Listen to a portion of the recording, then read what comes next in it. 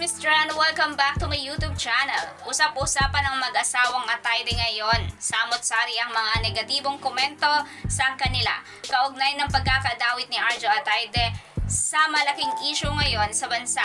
Naglabas naman ng statement ang mag-asawang Atayde sa social media kung saan itinanggi nila ang mga akusasyon patungkol sa kanila.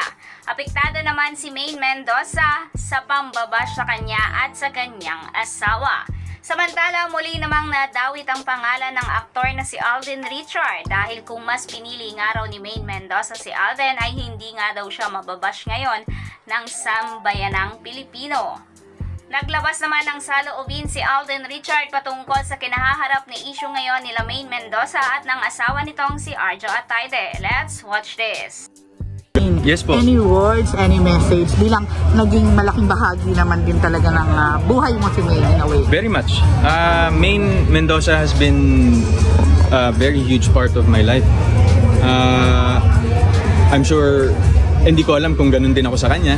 Pero ako, that's how I feel. And parang hindi ako masyadong naging vocal about this for the longest time, and I think now is the right time.